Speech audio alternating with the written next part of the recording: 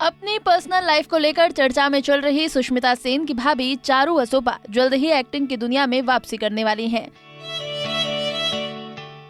बेटी जियाना के जन्म के बाद चारू ने एक्टिंग से ब्रेक लिया था, लेकिन अब एक बार फिर वो नई शुरुआत करने के लिए तैयार हैं। लेकिन इस बीच चारू को अपने बीते दिन याद आ गए जब उनके वजन को लेकर उन्हें रिजेक्ट कर दिया गया था। हाल ही में दिए एक इंटरव्यू में चारू ने अपना दर्द बयां किया। चारू ने बताया कि उनके करियर में कई उतार चढ़ाव आए। चारू बताती हैं कि मैंने हाल ही में ऑडिशन देने शुरू किए। मैंने जिन लोगों के साथ काम किया वो मुझे कह रहे हैं कि मेरा वजन बढ़ गया है। सभी जानते हैं कि पहले मैं बहुत पतली थी। जब जब वो मुझे देखते थे वो कहते थे, ओह तुम्हारा वजन बढ़ गया है।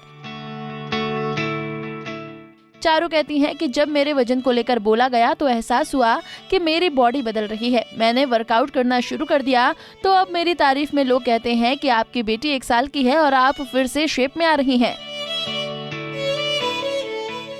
इससे मुझे कॉन्फिडेंस मिलता है।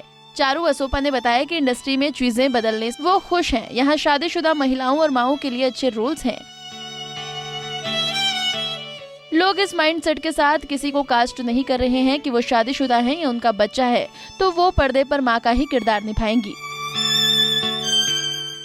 साथ ही अगर आप उन अभिनेत्रियों को देखें जिन्होंने शादी कर ली है और मां बन गई हैं, तो उन्होंने खुद पर काम करना बंद नहीं किया है। चारू ने बताया कि उन्हें काम के लिए ऑफर्स मिलने बंद हो गए हैं।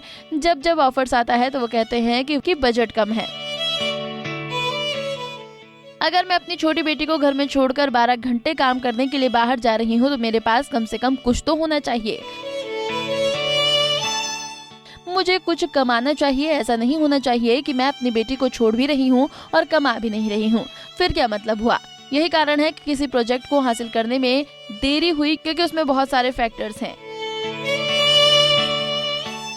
कहीं बजट नहीं था तो कहीं रोल्स अच्छे नहीं थे। साथ ही मैं रोना धोना और अबला नारी जैसी भूमिकाएं नहीं करना चाहती थी। गौरतलब है कि चारू असोपा पिछले कुछ दिनों से पति राजीव सेन संग तलाक को लेकर सुर्खियों में बनी हुई हैं। चारू अब पति राजीव से अलग बेटी जियाना के साथ रह रही हैं।